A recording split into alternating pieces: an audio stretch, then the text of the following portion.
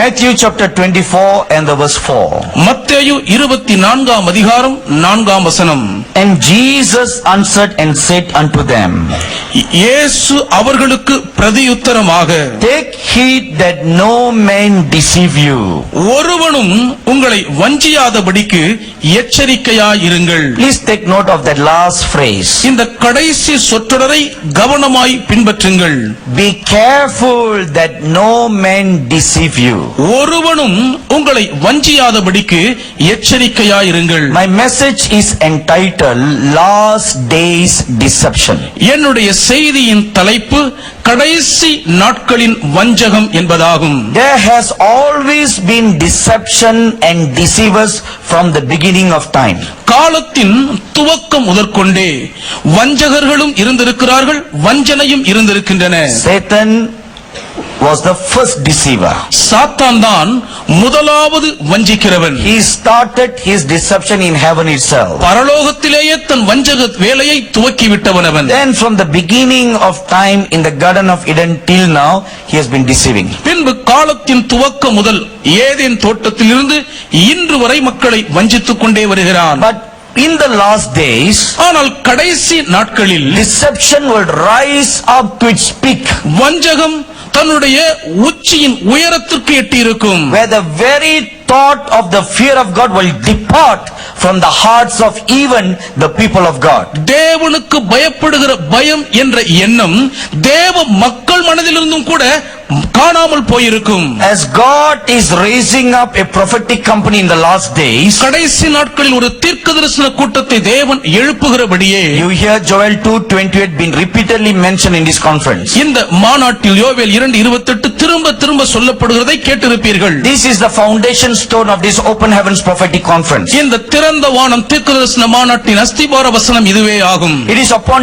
this foundation stone that God has called us to build this conference. இந்த அஸ்திபார கல்லின் மேல்தான் இந்த மாநாட்டை கட்டி எழுப்பும்படி தேவன்களை அழைத்திருக்கிறார். As God is raising up a company of prophets, ஒரு தீர்க்கதரிசன கூட்டத்தை தேவன் எழுப்புகிறபடியால் the Lord Jesus Christ warned us ஆண்டவர் இயேசு கிறிஸ்து எங்களை எச்சரித்திருக்கிறார். in Matthew chapter 24 verse 24. மத்தேயு 24:4 வசனத்தில் Satan will also raise up a company of false prophets. கள்ள தீர்க்கதரிசிகளின் கூட்டத்தையும் சாத்தான் வெகுண்டு எழச் செய்வான். If you remember the parable that the Lord Jesus Christ said ஆண்டவர் இயேசு கிறிஸ்து சொன்ன ஓமை உங்கள் நினைவில் இருக்குமானால், concerning the farmer who sowed seeds wheat in the ground, நிலத்திலே கோதுமை விதைத்திருந்த ஒருவனை குறித்து சொன்ன ஓமையில், when he went to sleep, அவன் தூங்கும்படி போயிருந்தான். enemy came in the night and sowed tares among the wheat. சத்துரு வந்தான் இரவில் அந்த கோதுமை பயிர்களுக்கு இடையில் களையை விதைத்து Now விட்டான். the enemy did not sow the tares in a different field. வேறொரு வயல் நிலத்தில் போய் சத்துரு களைகளை விதைக்கவில்லை. It is in the very same field where the good wheats are being planted.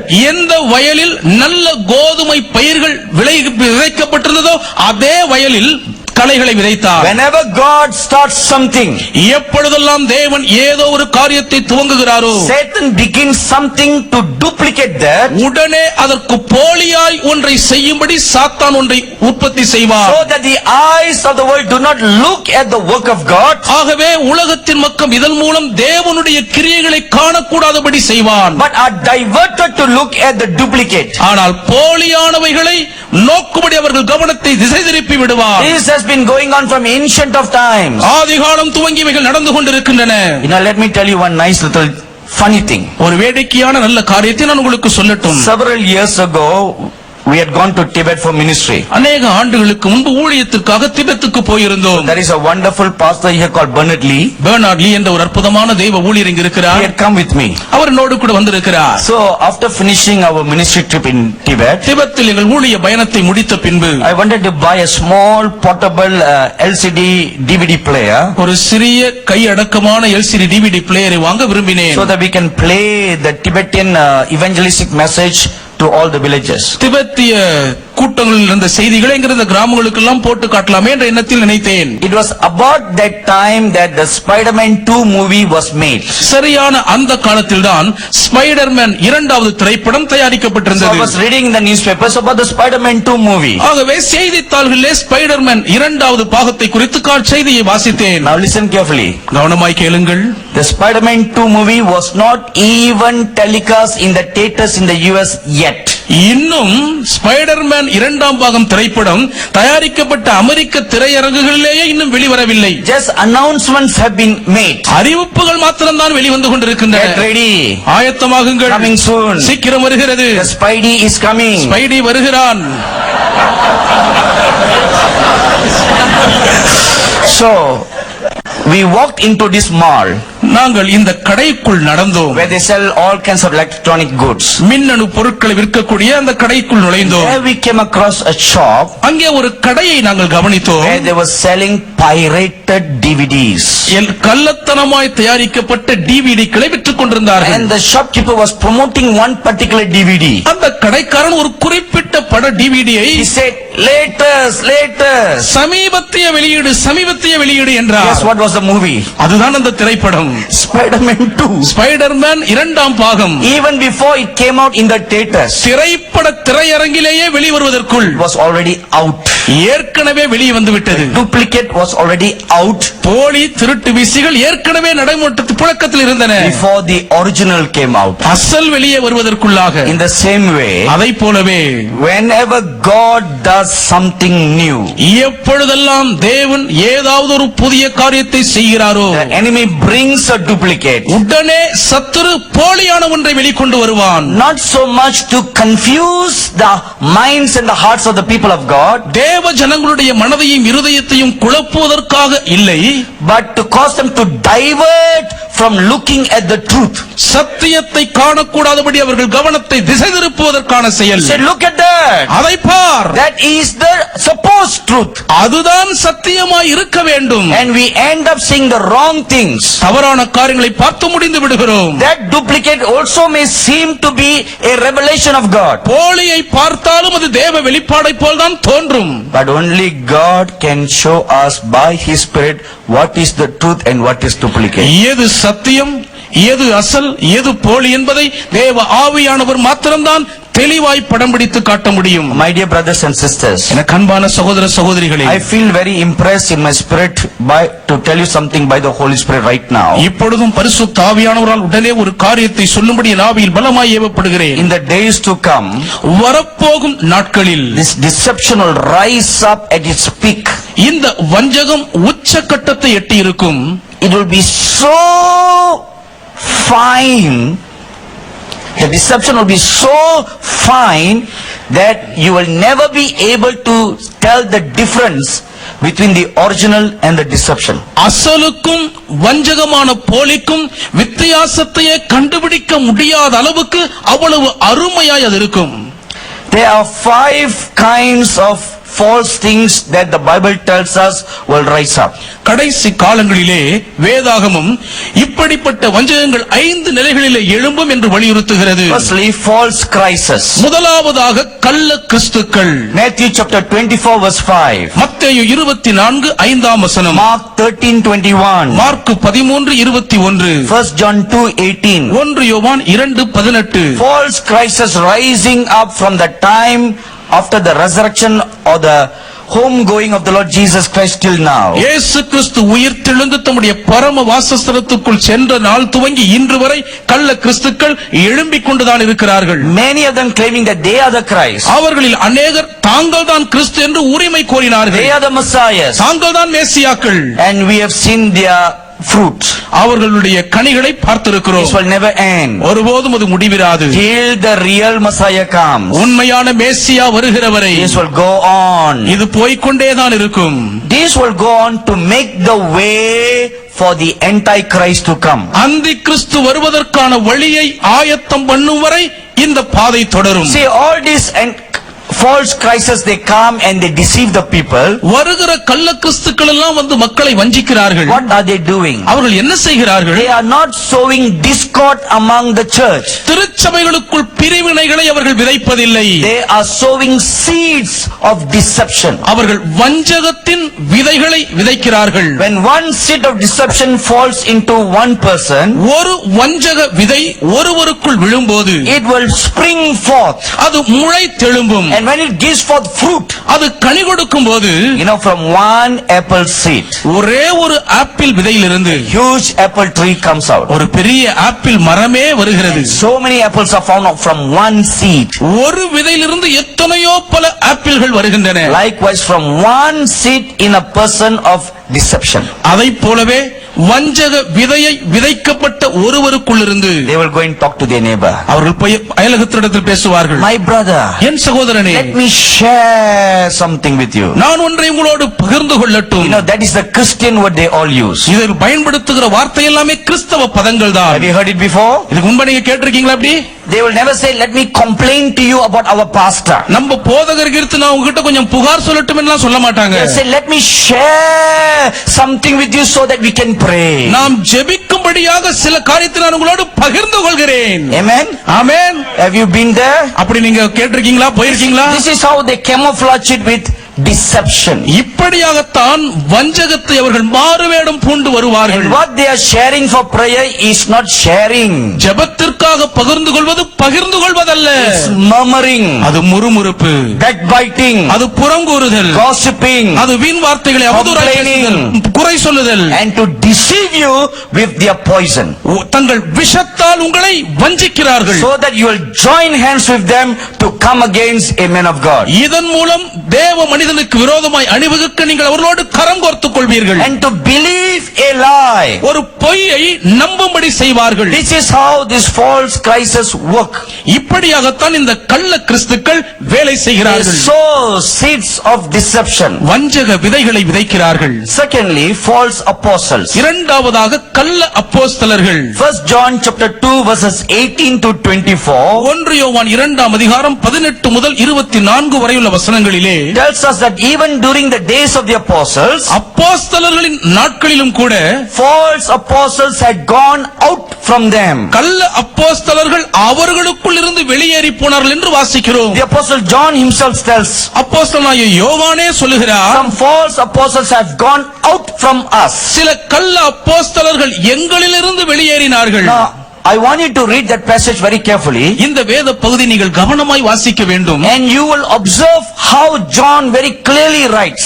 யோவான் எவ்வளவு தெளிவாய் எழுதுகிறார் என்பதை நீங்கள் அங்கே கருத்தாய் கவனிப்பீர்கள். He said they went out from us. அவர் சொல்லுகிறார், எங்களிலிருந்து அவர்கள் புறப்பட்டு வெளியேறி, But they are not one of us. ஆகிலும் அவர்கள் எங்களில் ஒருவர் அல்ல. They may claim to have come out from this church. இந்த சபையிலிருந்து தான் நான் வந்தேன் என்று அவர்கள் சொல்லலாம். They may claim to have come out from this particular organization. இந்த குறிப்பிட்ட ஸ்தாபனத்திலிருந்து தான் நான் வந்தேன் என்று அவர்கள் உரிமை கோரலாம். Anyone who does not have the true fruit of the Spirit, ஆவியின் மெய்யான கனியை உடையவராயிராத யாராயிருந்தாலும் சரி, mark them as a false person. அவர்களை கல்லாட்களாய் குறித்துக் கொள்ளுங்கள். Anyone who truly claims to walk with God, தேவனோடு கூட நடக்கிறவர் என்று மெய்யாய் உரிமை கோருகிற யாராயிருந்தாலும், anyone who claims to have glorious experiences with the living God, ஜீவனுள்ள தேவனோடு மகிமையான அனுபவங்களை பெற்றிருக்கிறேன் என்று சொல்லுகிற யாராயிருந்தாலும், the fruit of the Spirit must exhibit in their lives. அவர்கள் ஜீவியத்தில் ஆவியின் கனி கட்டாயம் வெளிப்பட If வேண்டும். the fruit of the Spirit do not exhibit in their lives, அவர்கள் ஜீவியத்தில் ஆவியின் கனி I காணப்படாவிட்டால், will never believe such a person, even if they claim they saw the face of the Father God. பிதாவின் திருமுகத்தை கண்டேன் என்று அவர்கள் சொன்னாலும் கூட அப்படிப்பட்ட ஒருவரை நான் ஒருபோதும் நம்பவே மாட்டேன். There are some basic spiritual laws, சில அடிப்படை ஆவிக்குரிய பிரமாணங்கள் இருக்கிறது அல்லவா? Spiritual laws there are. ஆவிக்குரிய பிரமாண விதிமுறைகள் இருக்கின்றன. And even God will not violate. தேவனே அதை மீறி செயல்பட மாட்டார். See, let me give you one small little example. அதற்கு ஒரு சிறிய குட்டி உதாரணம் தருகிறேன். Matthew chapter 18 verse 3 and 4. மத்தேயு 18ஆம் அதிகாரம் 3-4 வசனங்கள். He who humbles himself like a little child, ஒரு சிறு பிள்ளையைப் போல் தன்னை தாழ்த்துகிறவன் எவனோ, only he shall enter into the kingdom of heaven. அவன் மாத்திரம்தான் பரலோக ராஜ்யத்துக்குள் பிரவேசிப்பார். The reference there in the context of the scripture is about about humility. அந்த இடத்தில் வேத வசனமானது தாழ்மையை குறித்து சொல்லுகிறது. So if a person doesn't have humility, ஆகவே ஒருவருக்கு தாழ்மை இல்லாவிட்டால் very proud, prideful and arrogant, மிகவும் பெருமையும் முரட்டாட்டவுமா இருப்பார்களானால், if that person stands in this pulpit here and says, அப்படிப்பட்டவர் இந்த பீடத்தில் நின்று சொல்லுவாரானால், I was taken into the third heaven, மூன்றாம் வானத்துக்குள் நான் எடுத்துக் கொள்ளப்பட்டேன், I will never believe that, அதை நான் நம்பவே மாட்டேன். because it is contrary to the spiritual law. ஏன் ஆவிக்குரிய பிரமாணத்திற்கு அது முரண்படுகிறது, Contrary. அது எதிரடையா இருக்கிறது. You know, I've read many of these Catholic saints' lives. பல கத்தோலிக்க பரிசுத்தவான்களுடைய வாழ்க்கையில் அநேகரை குறித்து வாசித்திருக்கிறேன். Those who live in the 12th century and the 13th and 14th century. 12ஆம் 13ஆம் 14ஆம் நூற்றாண்டுகளிலே வாழ்ந்த பரிசுத்தவான்கள், All those saints had marvelous mystical walk with God. அந்த பரிசுத்தவான்கள் அத்தனை பேரும் ஆச்சரியப்படத்தக்க விதத்தில் தேவனோடு கூட ரகசியமாய் சஞ்சரித்தவர்கள். Every one of them had something common. அவர்கள் ஒவ்வொருவருக்குள்ளும் பொதுவான ஒன்று இருக்கும்.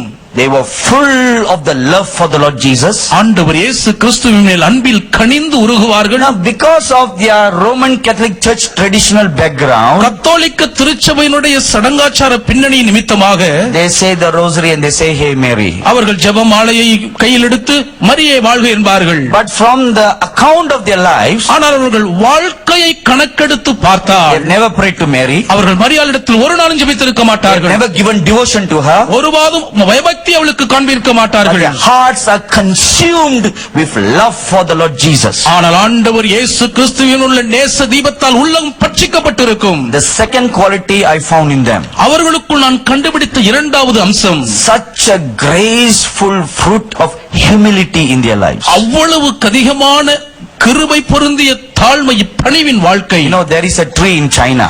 சீனாவிலே ஒரு மரம் இருக்கிறது. It's called the willow tree. அது வில்லோ மரம் என்று அழைக்கப்படுகிறது. Tradition says, பாரம்பரியம் சொல்லுகிறது, the taller it grows, அது எவ்வளவு உயரமாய் வளர்கிறதோ the lower it bends. அவ்வளவு கீழே அது தாழ்ந்து பணியும். So the more you grow in the spirit, ஆவியில் எவ்வளவுக்கு வளர்கிறீர்களோ the more you must bend low.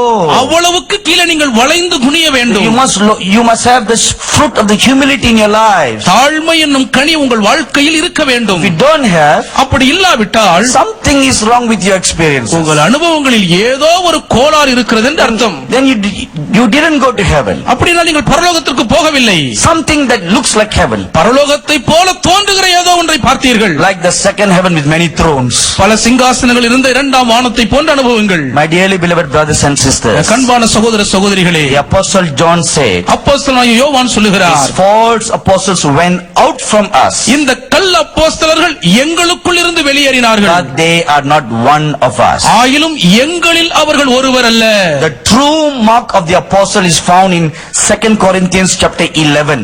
உண்மையான அப்போஸ்தலனுடைய அச்சடையாளங்கள் 2 கொரிந்தியர் 11ஆம் அதிகாரத்தில் இருக்கின்றன. Verses 1 to 15. 1 முதல் 15 வரையுள்ள வசனங்களிலே The apostle Paul lays down the qualifications of an apostle. ஒரு அப்போஸ்தலனுடைய தகுதிகளை பவுலடியார் வரிசைப்படுத்தி எழுதுகிறார். He is someone who does not love money. அவர் பண ஆசை இல்லாதவராய் இருந்தவர். He is someone who does not care for name and fame. பெயருக்கும் புகழுக்கும் அவர் சற்றும் இடம் கொடுக்காதவர். He is someone who suffers for the Lord. கர்த்தருக்காய் பாடுபட்ட ஒருவர் அவர். These are the marks and the traits of a true apostle of the Lord Jesus Christ. இவைகளே உண்மையான ஆண்டவர் இயேசு கிறிஸ்துவினுடைய உண்மையான அப்போஸ்தலனுடைய அச்சடையாளங்களின் குறியீடுகள். But there is one identification mark about a false apostle. கள்ள அப்போஸ்தலனை குறித்து ஒரு அடையாள குறியீடு இருக்கிறது. They are fame seekers. அவர்கள் புகழ் விரும்பிகள். They are always seeking for recognition and name. எப்பொழுதும் நான் அங்கீகரிக்கப்பட வேண்டும், புகழ்ச்சி அடைய வேண்டும் என்று விரும்புவார்கள். They must be recognized. அவர்களை மக்கள் அங்கீகரிக்க வேண்டும் என்று They நினைப்பார்கள். must be honored. அவர்கள் கனப்படுத்தப்பட வேண்டும் என்பார்கள். This is predominant in their heart. இதுதான் அவர்கள் இருதயத்தில் மேலோங்கி நிற்கும் பிரதான எண்ணமாயிருக்கும். That is the spirit of Lucifer, இது லூசிபரின் ஆவியாகும். who wants recognition, அவனுக்கு அங்கீகாரம் தேவை. who wants predominance above all things. எல்லாவற்றை பார்த்தும் தனக்கு மேலான ஆதிக்கம் தேவை என்று கேட்பவன். And their teachings do not build up. அவர்களுடைய போதனைகள் கட்டி எழுப்பாது. They are destroying. destructive. அவைகள் அழித்து இடித்து தள்ளிவிடும். My dear brothers and sisters, எனக்கு அன்பான சகோதர சகோதரிகளே, be aware of false apostles. கள்ள அப்போஸ்தலர்களை குறித்து எச்சரிக்கையாயிருங்கள். The third category, மூன்றாவது வகையறாக்கள் false teachers. கள்ள போதகர்கள். 2 Timothy chapter 4 verse 3 and 4 tells us 2 தீமோத்தேயு 4 அதிகாரம் 3-4 வசனங்கள் நமக்கு சொல்லுகின்றன. that false teachers are also going out all over the world. கள்ள போதகர்கள் உலகெங்கும் சுற்றி Now திரிகிறார்கள். this is very difficult to recognize இவர்களை அடையாளம் கண்டுபிடிப்பது மிக மிக கடினம். because they are teaching the word, ஏன் அவர்கள் வார்த்தையை தான் but போதிக்கிறார்கள், they are not true teachers of the word. ஆனால் வார்த்தையின் உண்மையான போதகர்கள் அல்ல. The Bible calls them false teachers. வேத புஸ்தகம் அவர்களை கள்ள போதகர்கள் என்று அழைக்கின்றன. Isaiah chapter 30 verses 9 to 11 ஏசாயா 30 அதிகாரம் 9 முதல் 11 வரை உள்ள வசனங்கள் gives us a clue about their workings. அவர்களுடைய கிரியைகள் செயல்பாடுகளை குறித்த ஒரு உக்தியை நமக்கு Now வெளிப்படுத்துகிறது. there are two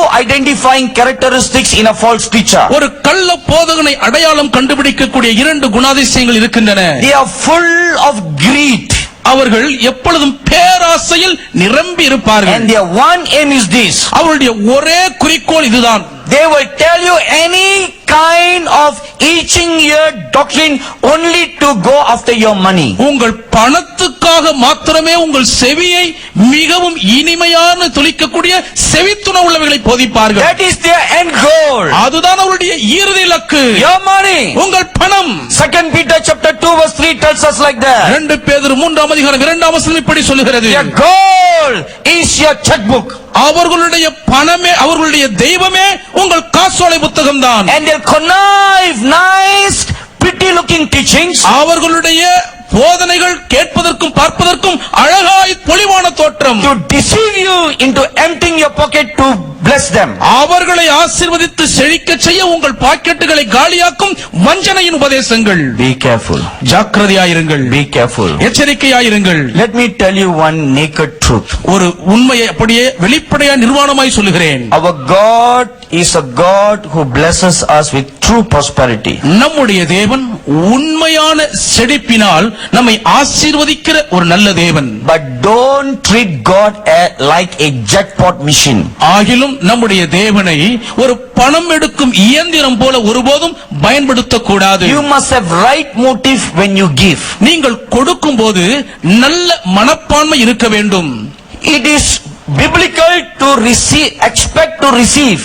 பெற்றுக்கொள்வோம் என்று எதிர்பார்ப்பது வேதத்துக்குட்பட்டதுதான். But that must not be your sole selfish motive. ஆனால் அந்த பெற்றுக்கொள்வோம் என்ற ஒரே ஒரு எண்ணம் உங்கள் பிரதானமான சுயநல உள்நோக்கமாய் இருக்கக்கூடாது. Then you are treating God like a casino. அப்படி என்றால் நீங்கள் காசினோ கிளப்பை போல தேவனை பயன்படுத்துகிறீர்கள். You put some money, பணத்தை போடுகிறீர்கள், you turn the roulette, நீங்கள் அந்த விசையை and திருப்புகிறீர்கள், you expect some dividends. ஏதோ பல பொருட்கள் கொட்டும்படி எதிர்பார்க்கிறீர்கள். Some many years ago, பல அநேக ஆண்டுகளுக்கு முன்பு I was fasting and praying on Christmas Day. Christmas தினத்தன்று உபவாசித்து ஜெபித்துக் கொண்டிருந்தேன். It is my custom to fast and pray for all the partners of our ministry on that particular day. அந்த குறிப்பிட்ட நாளன்று நம்முடைய ஊழியத்தின் பங்காளர்கள் அனைவருக்காக உபவாசித்து ஜெபிப்பது என் வழக்கம். This I have been doing since 1984. 1984 ஆண்டிலிருந்து இதை நான் செய்து வருகிறேன். So on that particular day I was fasting and praying. ஆகவே அந்த குறிப்பிட்ட நாளன்று உபவாசித்து ஜெபித்துக் கொண்டிருந்தேன். I said, Lord, bless all our partners today, Lord. கர்த்தாவே, இன்றைக்கு எங்கள் பங்காளர்கள் எல்லாரையும் ஆசீர்வதியும் ஆண்டவரே என்றேன். They've been so sacrificially supporting our ministry. அவ்வளவு தியாகமாய் எங்கள் ஊழியத்தை ஆதரிக்கிறார்கள். And the Lord appeared to me. அப்பொழுது கர்த்தர் எனக்கு முன்பாக தோன்றினார். And He gave me a word of blessing for our partners. பங்காளர்களுக்கான ஆசீர்வாத வசனத்தை கொடுத்தார். And He said, whatever you will ask me concerning your partners, I will give it to you. உன் பங்காளர்களை குறித்து எதையெல்லாம் கேட்கிறாய் எல்லாவற்றையும் உனக்கு தருவேன் என்றார். Then I prayed for all of them whatever they had written to me. பின்பு எதையெல்லாம் அவர்கள் குறிப்பாக எழுதி அனுப்பியிருந்தார்களோ அத்தனை பேருக்காக நான் ஜெபித்தேன். And then He said, பின்பு அவர் சொன்னார், because you asked, நீ கேட்டது நிமித்தம் I will do these things for your partners. உன் பங்காளர்களுக்கு இதை நான் செய்வேன். Then after that He looked at me and He asked me a question. பின்பு என்னை பார்த்து ஒரு கேள்வி கேட்டார். What more have you done for your partners besides praying for them? பங்காளர்களுக்காக ஜெபிப்பதை தவிர வேறு என்ன நீ செய்திருக்கிறாய்? I was silent for a moment, ஒரு கணம் அமைதியா இருந்தேன். thought to myself, எனக்குள் சிந்தித்தேன். and I humbly confessed to the Lord, பின்பு தாழ்மையோடு தேவனிடத்தில் அறிக்கையிட்டேன். Lord, besides praying for them, I was not able to do anything more for them. கர்த்தாவே, அவர்களுக்காக ஜெபிப்பதை தவிர வேறொன்றையும் அவர்களுக்கு நான் செய்யக்கூடிய நிலையில் இல்லையே. Like writing a regular monthly partner letter, மாதந்தோறும் தவறாமல் ஒரு பங்காளருக்கான செய்தி மடல் அனுப்புவது, or regular partners meetings. அல்லது ஒழுங்கான ஒரு பங்காளர் கூட்டம் நடத்துவது. And the Lord just looked at me and he didn't say anything. He disappeared. கர்த்தரனை அப்படியே பார்த்தார், ஒன்றும் சொல்லாமல் போய்விட்டார். But that convicted me very much. ஆனால் அது என்னை அதிகமாய் உணர்த்தியது. So the following day I wrote a long letter to all our partners. ஆகவே அடுத்த நாள் ஒரு நீண்ட கடிதத்தை பங்காளர்கள் அனைவருக்கும் எழுதினேன். I asked them to forgive me. அவர்கள் என்னை மன்னிக்கும்படியாய் கேட்டேன். I recounted this experience. இந்த அனுபவங்களை அப்படியே இதில் மேல்கோட் காட்டினேன். Said, please forgive me. தயவு செய்து என்னை மன்னியுங்கள். Due to the busyness of the ministry. ஊழியத்தில் அலுவல் நிறைந்திருந்தபடியினால். That's the common excuse all preachers give. எல்லா பிரசங்கியாரும் சொல்லுகிற பொதுவான சாக்குப்போக்கு தான் அது. Oh, we are so busy. அவ்வளவு ஊழியம் நிறைந்திருக்கிறது. Even when they are on vacation. அவர்கள் விடுமுறையில் இருக்கும் போதும் கூட அப்படிதான். Very busy sunbathing. அவர்கள் சூரிய குளியல் எடுக்கும் போதும் கூட அவ்வளவு ஊழியம் நிறைந்தவர்கள் தான். Anyway, it's not wrong to go on vacation. அப்படி விடுமுறை எடுத்து செல்வது தவறே இல்லை. So I wrote to them saying that please forgive me. I will try to do better. மன்னித்துக் கொள்ளுங்கள், இனி சிறப்பாய் செய்ய முயற்சிக்கிறேன் என்று எழுதி அனுப்பினேன். I will try to write a monthly partner letter. மாதந்தோறும் பங்காளர் கடிதம் எழுத முயற்சிக்கிறேன். And I will try to have a regular partners meeting. தொடர்ந்தேர்ச்சியான ஒழுங்கான ஒரு பங்காளர் கூட்டம் நடத்த முயற்சிக்கிறேன். Till today I did not keep those two promises. இன்று வரைக்கும் அந்த இரண்டு வாக்கையும் என்னால் காக்க முடியவில்லை. So when those letters were sent out, அந்த செய்தி மடல்கள் அனுப்பப்பட்ட பின்பு many partners wrote back saying, oh, don't worry brother, we know that you are so busy. அநேக பங்காளர்கள் எழுதி அனுப்பினார்கள், கவலைப்படாதீர்கள் ஐயா, நீங்க ரொம்ப ஊழியம் செய்யலன்னு எங்களுக்கு தெரியும். So that encouraged me. அது என்னை அதிகமாக உற்சாகப்படுத்தியது. Except one letter. ஒரே ஒரு கடிதத்தை தவிர. One young man wrote, ஒரு வாலிபன் எழுதினான், I don't care if you pray for me or you don't pray for me. எனக்காக நீங்கள் ஜெபிக்கிறீர்களோ இல்லையோ அதை குறித்து நான் கவலைப்படுகிறதில்லை. I don't care if you send partner letter or you don't send partner letter. பங்காளர் கடிதம் அனுப்பினாலும் சரி அனுப்பாவிட்டாலும் சரி எனக்கு ஒரு கவலை இல்லை. I don't care if you send newsletters or you don't send newsletters. நீ செய்தி மடல் அனுப்பினாலும் சரி அனுப்பாவிட்டாலும் சரி நான் கவலைப்படுவதில்லை. I don't care if you have partners meetings or you don't have partners நீ meetings. பங்காளர் கூட்டம் நடத்தினால் என்ன நடத்தாவிட்டால் என்ன எனக்கு கவலை இல்லை. I only care one thing. என்னுடைய கவலை எல்லாம் ஒண்ணுதான். I give to your ministry உங்களுடைய ஊழியத்துக்கு நான் கொடுக்கிறேன். and I expect dividends. அதிலிருந்து பல பங்குகள் லாபம் எனக்கு கிடைக்கும்படி எதிர்பார்ப்பேன், அவ்வளவுதான். I was very shocked when I read the letter. அந்த கடிதத்தை படித்தது எனக்குள் அதிர்ச்சி தான். When I called my secretary, என்னுடைய செயலாளரை அழைத்தேன். say, how much has this person given so far? இதுவரைக்கும் இந்த ஆள் எவ்வளவு காணிக்கை அனுப்பி இருக்கிறார் என்று கேட்டேன். So she looked at the accounts and he told me a figure. கணக்கு பார்த்து ஒரு தொகையை சொன்னார்கள். I said, make me a check for that amount. அந்த தொகைக்கு ஒரு காசோலை வரைந்து கொடுங்கள் And I என்றேன். wrote him a letter. அவனுக்கு பதில் கடிதம் எழுதினேன். I said, I am sorry that you feel that giving to God is like playing in the casino. ஐயா, தேவனுக்கு கொடுப்பதை ஒரு சூதாட்ட விளையாட்டு போல் நினைத்துக் கொண்டதற்காய் உன்னை குறித்து நான் வருந்துகிறேன். My ministry is not like that. என் ஊழியம் அப்படிப்பட்டதல்ல. I am returning back all your money. உன் பணத்தை எல்லாம் நான் திரும்ப அனுப்புகிறேன். I am disappointed that you have such a bad motive. இப்படிப்பட்ட ஒரு தவறான எண்ணம் உனக்குள் இருந்து நினைத்து நான் ஏமாற்றம் அடைகிறேன். Please don't send me any more offerings. இனி தயவு செய்து ஒருபோதும் ஒரு பைசா காணிக்கை அனுப்ப There வேண்டாம். are many more other casinos. இன்னும் எத்தனையோ பல சூதாட்ட விடுதிகள் இருக்கின்றன. You can send your offerings to those casinos. உன் காணிக்கைகளை அங்கே அனுப்பி வை. This is how bad motives are. இப்படிதான் தவறான நோக்கங்கள் இருக்கின்றன. See, what is your motive? உங்களுடைய உள்நோக்கம் என்ன? The Bible does say when you give, you shall receive. கொடுத்தால் நீங்கள் பெற்றுக்கொள்வீர்கள் என்று வேதம் சொல்லுகிறது தான். But are you giving just to receive? ஆனால் பெற்றுக்கொள்வதற்காக மாத்திரமா கொடுக்கிறீர்கள்? God will give you. தேவன் உங்களுக்கு கொடுப்பார். Good measure, pressed down, shaken together, flowing over. நன்றாய் அளந்து உங்கள் மடியிலே அளந்து போடுவார்கள். But greed must not be the motive for giving. ஆனாலும் பேராசை கொடுக்கிற உள்நோக்க தூண்டுதலாய் இருக்கக்கூடாது. Let me tell you another naked truth. இன்னும் ஒரு உண்மையை வெளிப்படையாய் சொல்லுகிறேன், The கேளுங்கள். salary that you receive every month, மாதந்தோறும் நீங்கள் பெற்றுக்கொள்ளுகிற சம்பளம் or whatever inheritance you may get, அல்லது நீங்கள் எந்த சுதந்திரத்தை கையில் பெற்றுக்கொண்டாலும் சரி, have you ever thought that they actually don't belong to you in the first place? முதலாவது அது உங்களுக்கு சொந்தமில்லை என்று என்றாவது நீங்கள் நினைத்து பார்த்ததுண்டா? The Bible says, வேதம் சொல்லுகிறது, all the gold, all the silver belongs to God. எல்லா பொன்னும் எல்லா வெள்ளியும் கர்த்தருடையது. All the money belongs to Him. எல்லா பணமும் அவருக்கு சொந்தம். Out of the riches of His treasuries, He give you something. அவருடைய கருவூல பொக்கிஷ சாலையின் ஐஸ்வர்ய திரட்சியிலிருந்து உங்களுக்கு கொஞ்சம் கொடுக்கிறார். Now listen what He says. இப்பொழுது அவர் என்ன சொல்லுகிறார் என்பதை கேளுங்கள். I am giving you so much. உனக்கு இவ்வளவாய் நான் கொடுக்கிறேனே. All I asked you back in return is just 10%. உன்னிடத்தில் திரும்ப நான் கேட்பதெல்லாம் வெறும் 10% தான். You just keep 90% of my money. என் பணத்தில் 90% நீ உனக்கென்று வைத்துக்கொள். Just return back to me 10%, that belongs to me. அந்த 10% மட்டும் எனக்கு திரும்ப கூடாது, எனக்கு சொந்தம். See how kind God is. தேவன் எவ்வளவு தயவுள்ளவர் பாருங்கள். And do you know how we treat God's 10%? தேவனுடைய 10% நாம் எப்படி நடத்துகிறோம் தெரியுமா? We treat that 10% as if it belongs to us and we are giving to poor God. அந்த 10% ஏதோ நமக்கு சொந்த போலவும் தேவன் ஏழையாகி விட்டார், அவருக்கு தேவை என்ற நினைப்பில் கொடுக்கிறது போல் நடத்துகிறோம். Poor God, he needs our help. அப்பாவி தெய்வம் பாவம், அவருக்கு நம்ம உதவி தேவை. Let's give him a tip. அவருக்கு கொஞ்சம் இனாம் கொடுப்போம். Get your motives right. உங்கள் நோக்கங்களை சீர்படுத்தி சரி செய்யுங்கள். Get your motives right. உங்கள் உள்நோக்கங்களை எண்ணங்களை சீர்படுத்தி Your சரிபடுத்துங்கள். heart must be clean. உங்கள் இருதயம் தூய்மையா இருக்க Your வேண்டும். hands must be clean. உங்கள் கைகள் சுத்தமா இருக்க வேண்டும். You know, several years ago, I was conducting a meeting in Taiwan, அநேக ஆண்டுகளுக்கு முன்பு தைவானில் கூட்டங்களை நடத்தி in a கொண்டிருந்தேன். city called Taipei. டைப்பே என்ற பட்டணத்திலே It's a small church auditorium. அது ஒரு சிறிய சபை அரங்கம். And it was jam-packed with 300 people. 300 பேர் உள்ளே நெருக்கி கொண்டிருக்கிறார்கள். As I was ministering, நான் ஊழியம் செய்து கொண்டிருக்கும் the போது Lord Jesus came and stood beside me. ஆண்டவர் இயேசு வந்து என் அருகில் And நின்றார். he pointed his finger at one particular man. ஒரு குறிப்பிட்ட மனிதனுக்கு நேராய் தன் விரலை சுட்டி நீட்டினார். He said, look at that man. அவர் சொன்ன, அந்த மனிதனை பார், Tell him that he's a robber. அவன் ஒரு திருடன் என்று அவனுக்கு சொல். You know, I tried to be a gentleman as much as I could. எந்த அளவுக்கு முடியுமோ அந்த அளவுக்கு ஒரு கனவானை போல் இருக்க நான் முயற்சிப்பேன். So I said, there is a man here, you are a robber. ஆகவே நான் சொன்னேன், இங்கே ஒரு மனிதன் இருக்கிறீர்கள், நீர் திருடன்.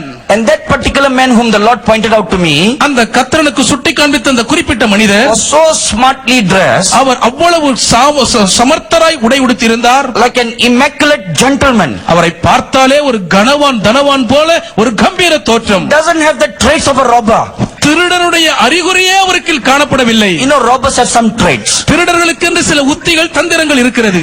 Have you seen them? அவங்கள பார்த்திருக்கீங்களா? But today very difficult to find. ஆனா இன்றைக்கு அப்படி கண்டுபிடிப்பது ரொம்ப கஷ்டம். They are preachers who are robbers. பிரசங்கியார்கள் தான் இன்றைக்கு திருடர்களாய் வலம் வருகிறார்கள். I'm telling you the truth. உண்மையைதான் உங்களுக்கு நான் சொல்லுகிறேன். Amen. Amen. Today they come in all kinds of clothes, எல்லா விதமான உடை உடுத்தி வருகிறார்கள். all kinds of titles. எல்லா விதமான பட்டங்களோடு வருகிறார்கள். Reverend, Doctor, Bishop. So far I've never seen a anointed spiritual Christian pope yet. சங்கை முனைவர், இன்னும் அபிஷேகிக்கப்பட்ட ஆவியில் நிறைந்த ஒரு பேராயரை நான் பார்க்கவில்லை. There is a Catholic pope.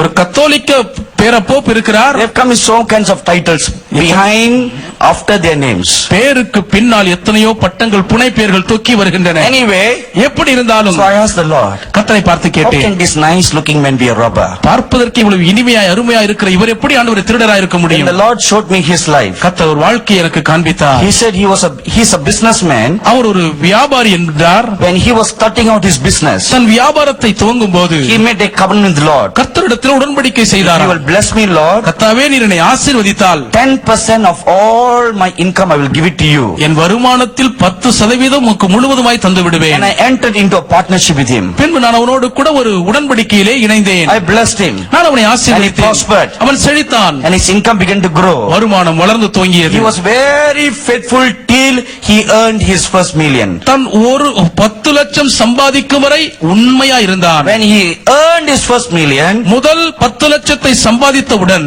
$100,000 is a big amount to give away, $1,00,000 கொடுப்பதற்கு மிகப்பெரிய தொகை அல்லவா? isn't it?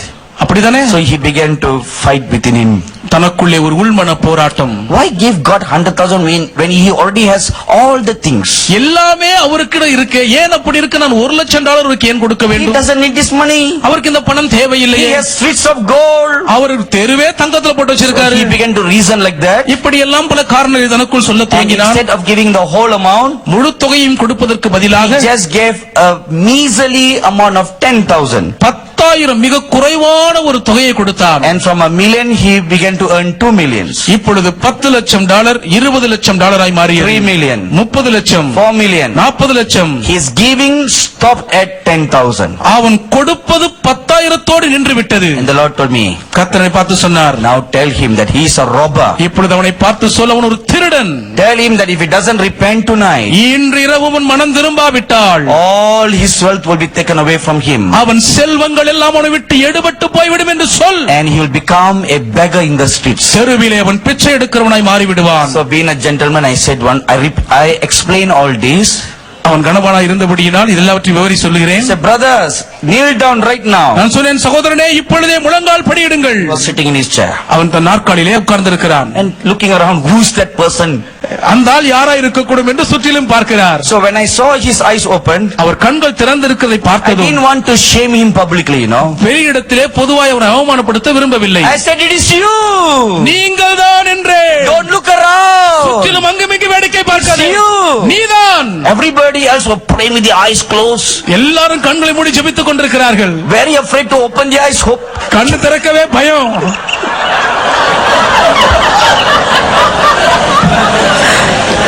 That man wouldn't kneel down. அந்த மனிதன் முழங்கால் படியிடவில்லை. And I saw the Lord continuously telling me, கர்த்தர் தொடர்ந்து என்கிட்ட சொல்லிட்டே இருக்கிறாரு. tell him. அவனை பார்த்து சொல், மனம் திரும்ப சொல். So finally I said, கடைசியாக நான் சொன்னேன், I see you. நான் உன்னை பார்க்கிறேன். If you don't kneel down right now, இப்பொழுது நீ முழங்கால் I படியிடாவிட்டால் will come right up to you, நேரடியாய் உன்னிடத்தில் வருவேன். call you by your name, உன் பெயரை சொல்லி கூப்பிடுவேன். and show who you are to everybody. நீ யார் என்பதை எல்லாருக்கும் வெளியிலே அம்பலப்படுத்தி விடுவேன். As soon as I said that, இதை நான் சொன்ன உடனே he dropped to his knees. அவன் முழங்கால் படியிட்டான். After the meeting was over, கூட்டம் முடிந்த பின்பு everybody left. எல்லாரும் போய்விட்டார்கள். And finally the pastor came to me. கடைசியாக போதகரிடத்திலே He வந்தார். said, there's someone who wants to see you for prayer. ஜெபத்திற்காக உங்களை பார்க்க ஒருவர் காத்திருக்கிறார் I என்றார். normally don't see anybody after a meeting. ஒரு கூட்டம் முடிந்த பின்பு நான் வழக்கமாக யாரையும் சந்திப்பது I said, கிடையாது. Pastor, there is no necessity to see anybody since I've already prayed for everybody. Pastor, ஏற்கனவே நான் எல்லாருக்காக ஜெபித்து விட்டபடியால் யாரையும் பார்க்க வேண்டிய அவசியம் இல்லையே என்றேன். And the pastor made a personal appeal. Pastor தனிப்பட்ட ஒரு வேண்டுகோள் விடுத்தார். I said, all right, let him come. சரி, அவர் வரட்டும் என்றேன். Guess who? யார் என்று நீங்களே யூகித்துக் கொள்ளுங்கள். It is that same man. அதே ஆள்தான். And I didn't show that I know him. எனக்கு அவரை தெரிந்தது போல் நான் காண்பித்துக் கொள்ளவில்லை. What can I do for you? உங்களுக்காக என்ன செய்ய வேண்டும் He என்றேன். said the first sentence from his mouth, வாயத்திலிருந்து சொன்ன முதல் வார்த்தையே, I am that robber. நான் தான் அந்த திருடையா. He said, please bless me. தயவு செய்து நான் ஆசீர்வதிங்க. And he knelt down. முழங்கால் படியிட்டான். I said, look, நான் சொன்ன, பாருங்க, I cannot pray for you and bless you now. உனக்காக இப்பொழுது ஜெபித்து நான் ஆசீர்வதிக்க முடியாது. You need to put right that which you have stolen from the Lord. தேவனிடத்திலிருந்து திருடினவைகளை எல்லாம் நீ திரும்ப கொடுத்து சரிபடுத்த வேண்டும். Unless you put right, நீ சரி செய்யாவிட்டால் I cannot bless you. உன்னை ஆசீர்வதிக்க முடியாது. I will do it. Please bless me. நான் அதை செய்கிறேன், நீ என்னை தயவு செய்து ஆசீர்வதியும் என்றான். You first do it, then I will bless you. முதல்ல போய் செய்ய வேண்டியதை செய்து விட்டு வா, பின்பு உன்னை ஆசீர்வதிக்கிறேன். I will certainly do it. ஐயா, நிச்சயமாகவே செய்து விடுவேன். Please bless me before you leave. தயவு செய்து நீர் போவதற்கு என்னை ஆசீர்வதியும். That was the last day of my meeting in Taiwan. தைவானிலே அது என் கூட்டத்தின் கடைசி நாள். I said, no, you first go and put right, then I will bless you. நான் சொல்லிவிட்டேன், இல்லை முடியாது, நீ முதலாவது போய் சரி செய்ய வேண்டியவர்களை சரிபடுத்தி விட்டு வா, பின்பு உன்னை ஆசீர்வதிக்கிறேன். And then I walked away. பின்பு நான் நடந்து போய்விட்டேன். I didn't care to see whether he will listen to what I say or not. நான் சொன்னதை அவர் கேட்கிறாரா இல்லையா என்பதை குறித்து நான் கவலைப்படவில்லை. The next morning, அடுத்த நாள் காலை, just half an hour before I left the hotel to the airport, நான் விமானத்தில் புறப்படுவதற்காக ஹோட்டலை விட்டு புறப்படும் அரை மணி நேரத்துக்கு முன்பு the pastor brought this man to me. போதகர் அந்த மனிதனிடத்திலே கொண்டு வந்தார். And he had returned back to the Lord all the tithes that belong to God. தேவனுக்கு சேர வேண்டிய எல்லா தசமபாக மீத தொகையையும் அவர் கர்த்தருக்கு திரும்ப செலுத்தி இருந்தார். Be careful, my dear brothers and sisters. எனக்கு அன்பான சகோதர சகோதரிகளே, ஜாக்கிரதையாயிருங்கள். What belongs to God, don't touch them. தேவனுக்கு சொந்தமானதை தொட்டு விடாதீர்கள். The silver and the gold belongs to God. பொன்னும் வெள்ளியும் கர்த்தருக்கு சொந்தம். All the money that comes to the ministry, ஊழியத்திற்குள் வந்து செல்கிற முழு பணமும் they belong to God. அவைகள் தேவனுக்கு சொந்தம். Not for our filthy lifestyle use. நம்முடைய அசுத்தமான வாழ்க்கை முறையின் உபயோகத்துக்காக அல்ல. So be careful of false teachers. ஆகவே கள்ள போதகர்களை குறித்து எச்சரிக்கையாயிருங்கள். Fourthly, நான்காவதாக false prophets. கள்ள தீர்க்கதரிசிகள். This is the one that is going to rise up abundantly in the last days. கடைசி நாட்களிலே வெகுவாய் வெகுண்டெழக்கூடிய கூட்டத்தார் இவர்களே. There are three characteristics about a false prophet. ஒரு கள்ள தீர்க்கதரிசியை குறித்த 3 குணாதிசயம் இருக்கின்றன. One, they are covetous. ஒன்று, அவர்கள் பொருளாசையுள்ளவர்கள். They are greedy after material things. பொருளாதார காரியங்களை குறித்து பேராசை உடையவர்கள். It is not wrong to have material things in our home. வீட்டிலே பொருளாதாரங்களை ஆசீர்வாதமாய் பெற்றிருப்பதில் தவறில்லை. For our normal living, we need material things. இயல்பான வாழ்க்கைக்கு வேண்டிய பொருளாதார ஆசீர்வாதங்கள் நமக்கு தேவை. Covetousness is that which is beyond what is sufficient. ஆனால் தேவைக்கு மிஞ்சி பொருட்களை விரும்புவது பொருளாசை. Like for example, உதாரணத்திற்கு சொல்லட்டும், I always tell this very stupid humorous story. நான் எப்பொழுதுமே இந்த வேடிக்கையான முட்டாள்தனமான நகைச்சுவையான கதையை சொல்வது வழக்கம். It doesn't concern about anybody else, it concerns about me. வேறு யாரையும் குறித்தல்ல, இது என்னை குறித்த ஒரு சம்பவம். In the year 1985, 1985ஆம் ஆண்டில் it was during that period of time where the teaching of name it and claim it was exported from the US all over the world. கேளுங்கள் பெற்றுக்கொள்வீர்கள் என்ற போதனை அமெரிக்காவில் இருந்து ஏற்றுமதி செய்யப்பட்டு உலகெங்கும் பரவலாய் இறக்குமதியான காலகட்டம் அது. Whatever you name it, எதை நீங்கள் பெயர் சொல்லி கேட்டாலும், just claim it. அதை உரிமை பாராட்டி Even கேளுங்கள். if it is somebody else things. அது வேறு யாருக்கோ சொந்தமான பொருளா இருந்தாலும் கூட சரி. So I read those teachings. அந்த போதனைகளை நான் படித்தேன். Because they all fill the scriptures. ஏனா இதெல்லாம் வேத வசனத்துக்கு அப்படியே பொருந்துகிறதே. Isn't it? அப்படிதானே? I'm sure all of you have survived through the 80s. 80ஆம் ஆண்டுகளிலே வாழ்ந்த உங்கள் அனைவருக்கும் அது தெரியும் என்று You know all நம்புகிறேன். these things. இவையெல்லாம் உங்களுக்கு அத்துப்படியான So விஷயங்கள். I was very excited. ஆகவே எனக்குள் அதிக பரவசம். So all right. And during those days I didn't have a car. சரி ஆண்டவரே, அந்த நாட்களில் எனக்கு ஒரு கார் So இருந்ததில்லை. I read that teaching. ஆகவே அந்த போதனையை வாசித்தேன். You must clearly name what you want from God. தேவனிடத்திலிருந்து உனக்கு என்ன வேண்டுமோ அதை தெளிவாய் பெயர் சொல்ல வேண்டும். The make, அந்த உற்பத்தி பெயர், the model, அது எந்த மாதிரி, the color. அதனுடைய நிறம். Because God doesn't know all these things. ஏனால் தேவனுக்கு இதெல்லாம் தெரியாதுல்ல. You have to be very specific. மிக மிக துல்லியமாய் குறிப்பாய் இருக்க வேண்டும். So I memorized all the formula. ஆகவே இந்த சூத்திரம் அத்தனையும் அப்படியே மனப்பாடம் படித்துக் And I கொண்டேன். knelt down and I prayed. முழங்கால் படியிட்டு ஜெபித்தேன். Lord, I want a car. கர்த்தாவே, எனக்கு ஒரு கார் வேண்டும். It must be a Rolls Royce. அது ரோல்ஸ் ராய்ஸா இருக்க வேண்டும். White in color. நிறம் வெள்ளையா இருக்க வேண்டும். Silver cloud model. அது silver cloud model. Lord, did you write down all these things? கர்த்தாவே, இதெல்லாம் எழுதிக்கிட்டீங்களா? You know, in my naiveness, I said like exactly like that. சரியாக நான் இப்படிதான் என் மதியத்தில் சொன்னேன். Every day I sincerely prayed that prayer. ஒவ்வொரு நாளும் உண்மையா இந்த ஜெபத்தை ஏறெடுத்தேன். I claim this car, Lord, I said. நான் இந்த காரை உரிமைக்கு வருகிறேன் ஆண்டவரே என்றேன். Because that's how the preacher said, you must shout so that God can get frightened and give you what you ask for. ஏனென்றால் அந்த பிரசங்கியார் இப்படிதான் சொல்லியிருந்தால், தேவனே பயந்து நீ கேட்ட காரை உனக்கு தூக்கி போடும்படி நீ சத்தமாய் கேட்க வேண்டும். What big clowns we are, you know. எவ்வளவு பெரிய கோமாளிகள் நம்பலாம். So one day, ஆகவே ஒரு நாள் I was walking down a mall, கடைத்தெருவில் நடந்து கொண்டிருந்தேன். and there, as I was walking by the parking lot, அங்கே கார் நிறுத்தும் இடத்தண்டை வந்த பொழுது I saw this Rolls Royce, இந்த ரோல்ஸ் ராய்ஸ் காரை பார்த்தேன். white in color, வெள்ளை நிறம், silver cloud model. Silver cloud model. I said, Lord, நான் சொன்னேன், கர்த்தாவே, there is my car. N car அங்கே இருக்கிறதையா. Exactly that which I asked you, நான் உங்களிடத்தில் கேட்ட அதே கார் there is there. அதோ அப்படியே நிக்குது பாருங்க. So suddenly I remembered, திடீர்னு தான் ஞாபகம் வந்துச்சு. what you asked, நீங்க எதை கேட்கிறீர்களோ just claim. அதை உரிமை கேட்க வேண்டும். So I went very stiltily near the car, நேரடியாய் அந்த கார் அருகில் நடந்து சென்றேன். making sure nobody was watching me. யாரும் என்ன கவனிக்கவில்லை என்பதை உறுதிப்படுத்திக் கொண்டேன். At the very edge of the car, அந்த கார் மேலேயே என் கண்ணு. I put my hand. மெதுவா கைய வச்சேன்.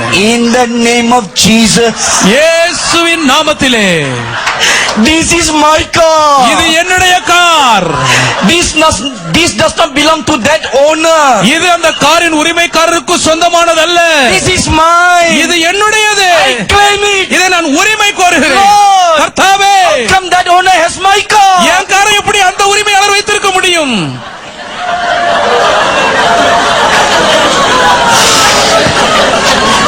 So before I left that place, ஆகவே அந்த இடத்தை விட்டு புறப்படுவதற்கு முன்பு I made sure God knows exactly how Rolls Royce looks like. Rolls Royce எப்படி இருக்கும் என்று தேவனுக்கு முழுவதும் தெரிந்து விட்டதா என்பதை உறுதிப்படுத்திக் கொண்டேன். So I even prayed.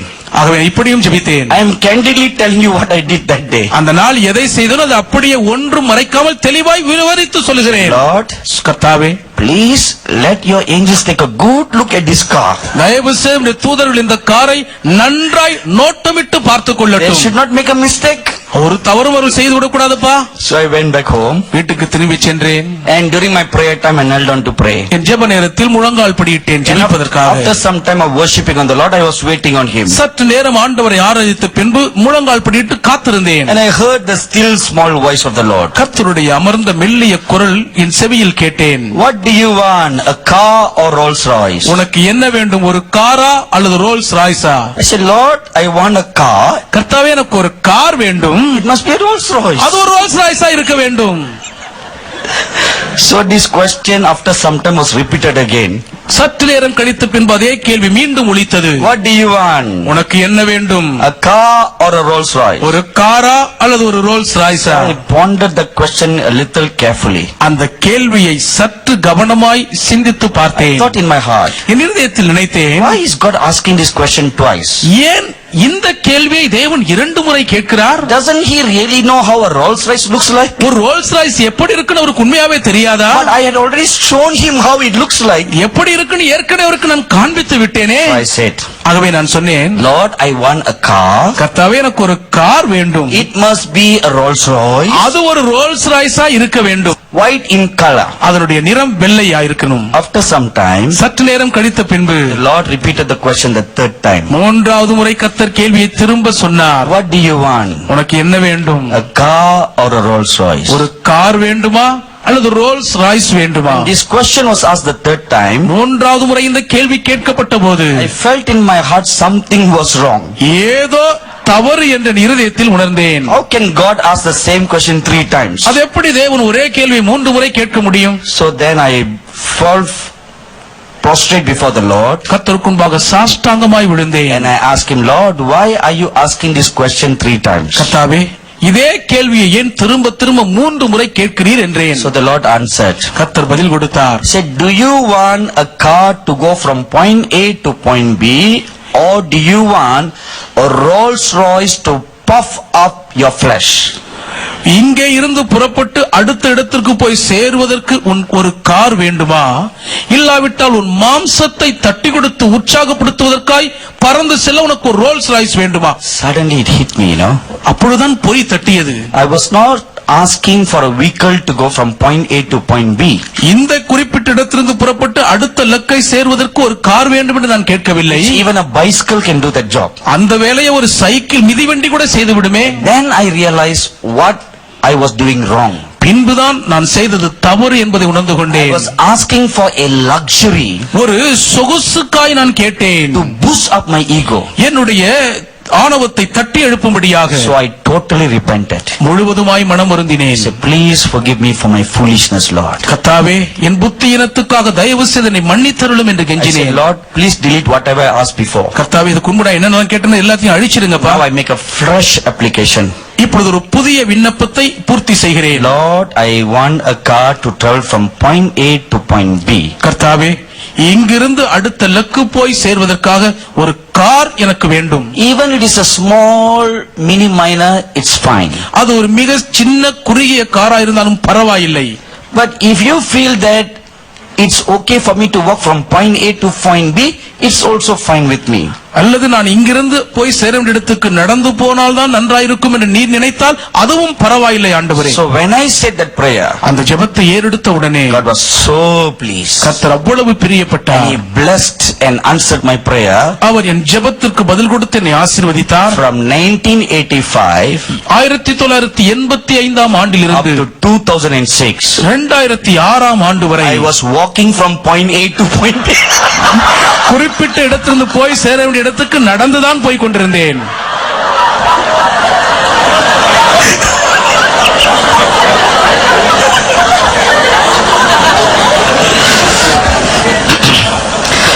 You see how true teachings of God can be distorted for greedy gain. பேராசையின் ஆதாயத்தை தேவனுடைய மெய்யான போதனைகள் எப்படி சிதைத்து அழிக்கின்றன என்பதை பாருங்கள். Now it is very difficult to identify a false prophet. ஒரு கள்ள தீர்க்கதரிசியை அடையாளம் காண்பது மிக கடினம். Because the Lord Jesus himself warned us. ஏன் ஆண்டவர் இயேசுவே நம்மை எச்சரித்தார். In Matthew 7:15. மத்தேயு 7:15. They come in sheep's clothing. அவர்கள் ஆட்டுத்தோல் போர்த்து உலா வருவார்கள். They are camouflage. அவர்கள் மாறுவேடம் பூண்டு வருவார்கள். From the external you cannot tell the difference. வெளிப்படையில் தோற்றத்தை பார்த்து வித்தியாசத்தை கண்டுபிடிக்க முடியாது. Is this a true sheep? இது உண்மையான ஆடுதானா? Is this a false sheep? இல்லது இது கல்லாடா? You can't tell the difference. உங்களால் வித்தியாசத்தை காணி சொல்லவே முடியாது. That is why it's very difficult to identify a false prophet. ஆகவேதான் ஒரு கள்ள தீர்க்கதரிசியை இனம் கண்டு அடையாளம் காண்பது மிக கடினம். 2 Peter 2:1 says, 2 பேதுரு 2:1 சொல்கிறது. what is their method of preaching? அவர்களுடைய பிரசங்கிக்கும் முறை என்ன? Very subtle. மிக தந்திரம். And stiltly they will introduce destructive teachings. மிக வஞ்சகமாய் அழிவுக்கேதுவான போதனைகளை உட்புகுத்தி அறிமுகம் செய்வார்கள். They appear like true prophets. பார்ப்பதற்கு மெய்யான தீர்க்கதரிசிகளைப் போல் But தோற்றமளிப்பார்கள். a lying spirit will be upon their tongue. ஆனால் நாவிலோ பொய்யின் ஆவி வாசம் பண்ணும். Anything that speaks according to your flesh cannot be a true prophet. உங்கள் மாம்சத்தின் உணர்வுகளுக்கு ஏற்ப பேசுகிறவன் உண்மையான தீர்க்கதரிசியாய் இருக்க முடியாது. In the year 1985, 1985 ஆண்டில் I had a good friend who went to school with me. என்னோடு கூட பள்ளிக்கு வந்த ஒரு நல்ல நண்பர் இருந்தார். He fell in love with a girl. அவர் ஒரு பெண்ணின் மேல் காதல் கொண்டார். And this girl was from his own church. அந்த பெண்ணும் அவருடைய சொந்த சபையில் இருந்த பெண் தான். Unfortunately, his parents did not approve him marrying this girl. துரதிர்ஷ்டவசமாக அவருடைய பெற்றோர்கள் அந்த பெண்ணை அவர் மணமுடிக்க அனுமதி கொடுக்கவில்லை. But both of them are madly in love. ஆனால் அவர்கள் இருவரும் ஒருவர் வெறித்தனமாய் காதலித்தார்கள். When you are madly in love, you are mad. அப்படிப்பட்ட வெறித்தன காதல் இருந்தால் பைத்தியம் தான் பிடிக்கும். Amen. Amen. You are blind, deaf, dumb, stupid. நீங்கள் குருடராய், செவிடராய், ஊமையராய், முட்டாளாய் மாறி விடுவீர்கள். None of the senses work anymore. ஒரு புலனும் ஒருபோதும் வேலை செய்யாது. Logic doesn't work. உங்களுடைய மூளை வேலை செய்யாது. The eye sees a person black, dark, ugly, but they think they're so beautiful like a rose. பார்ப்பதற்கே கருப்பாய் அசிங்கமான தோற்றம் இருக்கிறவர்களை கண் பார்த்தாலும் அவர்கள் தான் ஆண்டவர் வறுத்தெடுத்த அழகு பொதுமை போல் உங்கள் கண்களுக்கு காட்சி தெரியும். So, ஆகவே I told my friend, என் நண்பரை பார்த்து சொன்னேன், as a matter of my callings laws, என்னுடைய அழைப்பின் பிரமாண விதிமுறைகள் சில இருக்கின்றன. there are some rules that God gives to a prophet. ஒரு தீர்க்கதரிசிக்கென்று தேவன் சில விதிமுறைகளை கொடுக்கிறார். Sir, I cannot pray for such things. இப்படிப்பட்டவர்களுக்காக என்னால் ஜெபிக்க முடியாது. You go and ask your pastor to pray for you. உங்களுக்காக உங்கள் போதகரே ஜெபிக்கும்படி போய் He கேளுங்கள். said, my pastor is related to that girl's family. என்னுடைய போதகர் அந்த பெண்ணுடைய குடும்பத்துக்கு சொந்தக்காரர் ஐயா என்றார். Both the families are in the same church. இரு குடும்பத்தாரும் ஒரே சபையில் இருக்கிறார்கள். Both of them are like cat and dogs. இருவரும் பூனையும் நாயை போல் இருக்கிறார்கள். Both of them will go up to receive communion. ரெண்டு பேரும் ஒன்றாய் போய் திருவிருந்து எடுப்பார்கள். And then they'll devour each other. பின்பு இருவரும் ஒருவரை ஒருவர் பட்சித்துக் கொள்வார்கள். Such great love and unity in the body of Christ. கிறிஸ்துவின் சரீரத்தில் அவ்வளவு பெரிய அன்பும் ஐக்கியமும் மிஞ்சி நின்றது. So he told me, என்னை பார்த்தவர் சொன்னார், my parents respect you very highly. என்னுடைய பெற்றோர்கள் உங்களை தான் அதிகமா மதிக்கிறாங்க ஐயா. If you say one word to my father, ஒரே ஒரு வார்த்தை நீங்க எங்க அப்பாட்ட சொல்லிட்டீங்கன்னா, they will give their blessing to my marriage. அவர்கள் உடனே என் திருமணத்திற்கு தங்கள் ஆசீர்வாதத்தை கொடுப்பார்கள். And he persistently back to me. இடைவிடாமல் என்னை தொடர்ந்து அவர் பின்னாலேயே சுற்றி திரிந்தார். Said, all right, I will do it for you. சரி, உங்களுக்காக நான் செய்கிறேன் என்றேன். Sometimes people have this gift of nagging. சில நேரங்களிலே இப்படி அரிக்கிற ஒரு வரம் மக்களுக்கு கிடைத்துவிடும். நச்சு அரிக்கிறது. நச்சு அரிக்கிறது. So I fasted for 3 days. 3 நாட்கள் நான் உபவாசித்தேன். I prayed for this brother. இந்த சகோதரனுக்காக ஜெபித்தேன். The third day the Lord appeared to me. 3ஆம் நாள் கர்த்தர் எனக்கு முன்பாக And the தோன்றினார். Lord said, கர்த்தர் சொன்னார், this is not my will that they marry. இவர்கள் திருமணம் செய்து கொள்வது என் சித்தம் இல்லை. The Lord explained to me what will happen in their lives if they get married. அப்படியே அவர்கள் தவறி திருமணம் செய்துவிட்டால் அவர்கள் வாழ்க்கையில் என்ன நடக்கும் என்பதை கர்த்தர் எனக்கு விவரித்து கொடுத்தார். Within 6 months his marriage will hit the rocks. 6 மாதத்துக்குள் இந்த திருமண உறவு ஒரு கற்பாறையில் மோதி சிதறும். And his marriage life will become hell. இல்லற வாழ்க்கை நரக வேதனையாய் மாறிவிடும். So I called my friend and I told him this news. ஆகவே நண்பரை அழைத்து இந்த செய்தியை சொன்னேன். He was so disappointed. அதிகமாய் ஏமாற்றம் அடைந்தான். was so sad and silent for a few minutes. துக்கம் அடைந்து சில நிமிடங்கள் அப்படியே மௌனமாகி I விட்டார். said, can't we pray again and ask God to change his mind? திரும்பவும் ஜெபித்து தேவன் மனதை மாற்றிக்கொள்ளும்படி கேட்க கூடாதா? I said, no, that cannot be done. இல்லப்பா, அப்படிலாம் செய்ய முடியாது. So what shall I do now? இப்பொழுது நான் என்ன செய்யலாம்? I said, let go of this girl. இந்த பெண்ணை போக விட்டு. But he said, I've been already in love with her for so many years. இத்தனை ஆண்டுகளாய் அவளை நான் நேசிக்கிறேனே. He said, let go. பரவாயில்ல, போயிட்டு விட்டுரு. He said, easy for you to say you're a bachelor. ஐயா, நீ பிரம்மச்சாரி, நீ உங்களுக்கு இப்படி சொல்றது ரொம்ப லேசான காரியம் சொன்னான். I said, I'm not saying it as a bachelor, but I'm saying it as a man of God. நான் பிரம்மச்சாரியா இருந்ததை சொல்லவில்லை, ஒரு தேவ மனிதனாய் இதை He சொல்லுகிறேன். said, okay, what shall I do now? சரி ஐயா, இப்பொழுது நாம் என்ன செய்யலாம்? So I told him, do you have a picture of the girl in your wallet? நான் சொன்னேன், உன் மணி பர்ஸ்ல அந்த பெண்ணோட படம் வச்சிருக்கியா? He said, yes. எஸ், ஆமென் என்றார். Take it out. வெளியேடு. Tear it to pieces and throw into the dustbin. சுக்குநூறாய் அதை கிழித்து குப்பை தொட்டியில் போட்டு விடு. He said, what? என்ன? Tear my heart? என் இருதயத்தை கிழிக்க சொல்றீங்களா? He said, tear it away. கிழிச்சு போட்டுருப்பா. Since God said, this is not his will, do you want to obey? தேவனே என் சித்தலன்னு சொல்லிவிட்டாரே, நீ கீழ்ப்படிய விரும்பலையா? He said, yes. ஆமையா. Tear it. அப்படின்னா கிழிச்சிடு. With tears streaming down his eyes, he was tearing it in slow motion. கண்களில் கண்ணீர் மல்க மெதுவாய் அதை கிழித்தார். And he was saying, darling, please forgive me. கண்மணியே, என்னை மன்னித்து விடு என்றான்.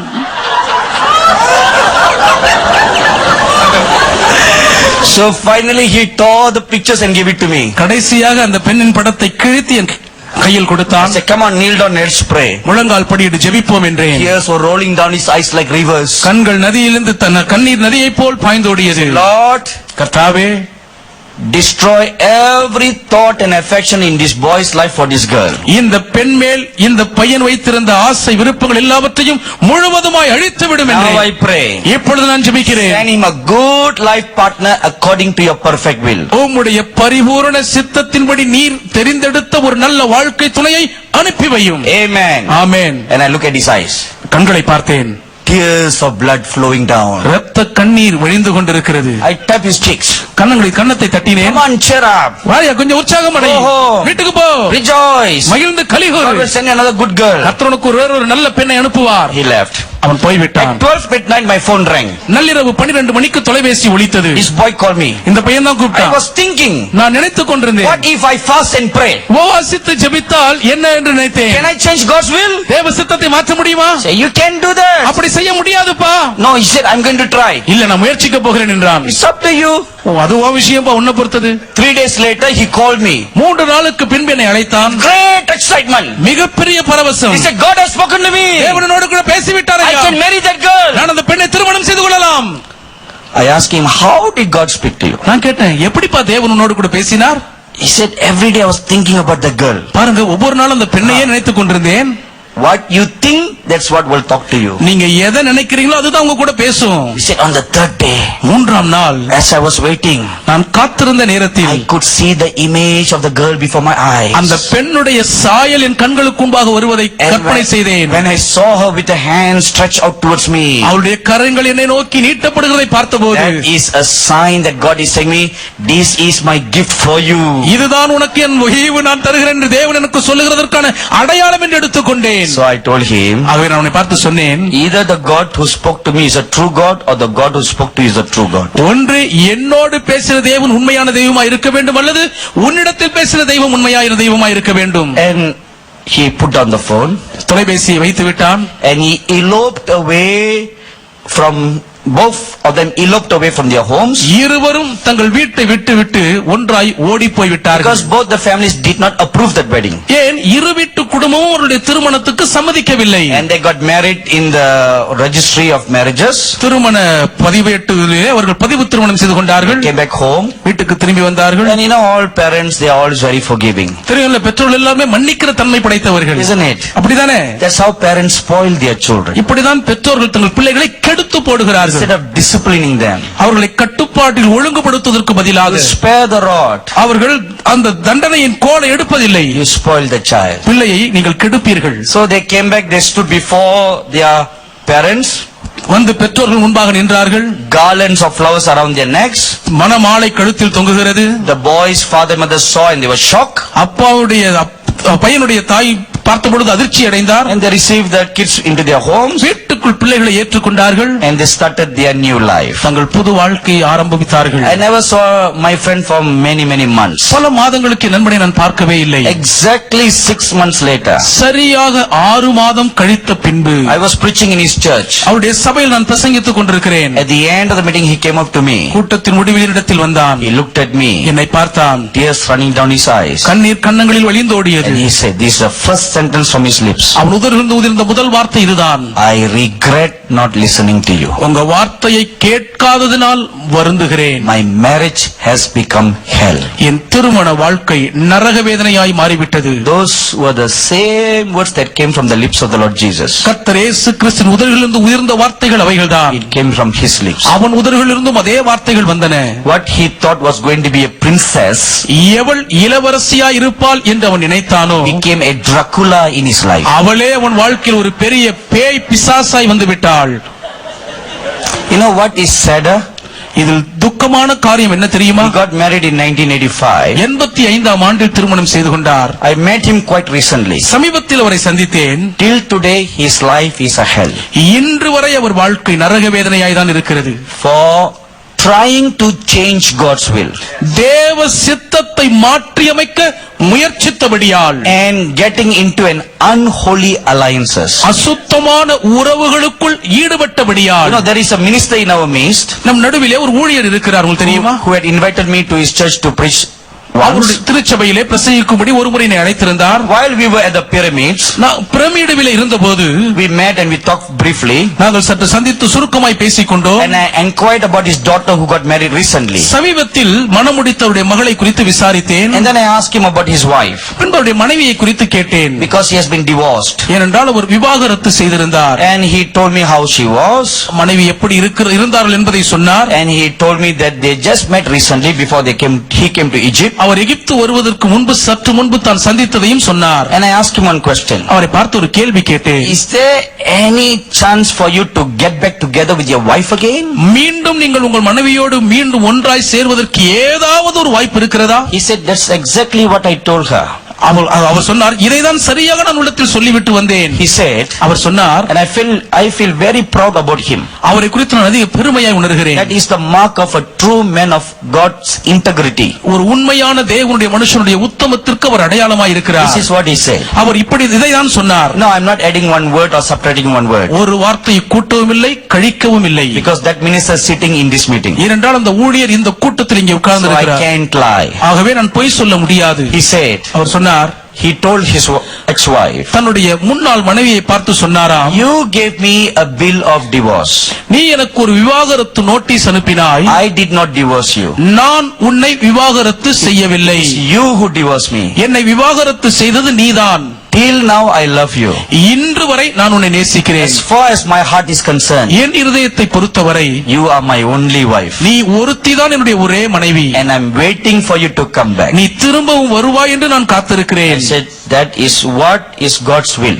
இதுதான் தேவ சித்தம் என்று அவர் சொன்னார். No, the scripture says very clearly, வேதம் மிக தெளிவாய் சொல்லுகிறது, God hates divorces. தேவன் விவாகரத்தை வெறுக்கிறார். No doubt about that. இதை குறித்து துளியும் சந்தேகமில்லை. Hates divorces. விவாகரத்துக்களை our வெறுக்கிறார். That's number one. இது முதலாவது காரியம். Of course, some people come up with so many other reasons. சிலர் மற்ற பல காரணங்கள் நிமித்தம் வெளியேறுகிறார்கள், உண்மைதான். Whether are there compassionate grounds for divorce or not, I don't know. இந்த இரக்கத்தின் அடிப்படையில் விவாகரத்து இருக்கிறது என்று எனக்கு தெரியவில்லை. That I believe with all my heart. என் முழு இருதயத்தோடு ஒன்றை நான் நம்புகிறேன். God, when you come before God, நீங்கள் தேவனுக்கு முன்பாக வரும்போது He will judge every situation case by case. ஒவ்வொரு சூழ்நிலையையும் ஒவ்வொரு வழக்காய் நிதானித்து நியாயம் தீர்ப்பார். This is what once the Lord answered my query. என்னுடைய விசாரணைக்கு கர்த்தர் இதைதான் பதிலாய் கொடுத்தார். Say, come to me. என்னிடத்தில் வா, I will judge case by case. ஒவ்வொரு வழக்காய் நான் விசாரிப்பேன். But the standard is this. ஆனால் அதற்கான தர கோட்பாடு இதுதான். God hates divorces. தேவன் விவாகரத்தை வெறுக்கிறார். This came from the lips of the Lord Jesus Christ Himself. இது ஆண்டவராகிய இயேசு கிறிஸ்துவின் திருவாய் மொழியே உதடுகளிலிருந்து உதிர்ந்த வார்த்தை. So be careful. ஆகவே ஜாக்கிரதை. The false prophets are they who subtly bring in false teachings. கள்ள தீர்க்கதரிசிகள் தந்திரமாய் மிக வஞ்சகமாய் கள்ள போதனை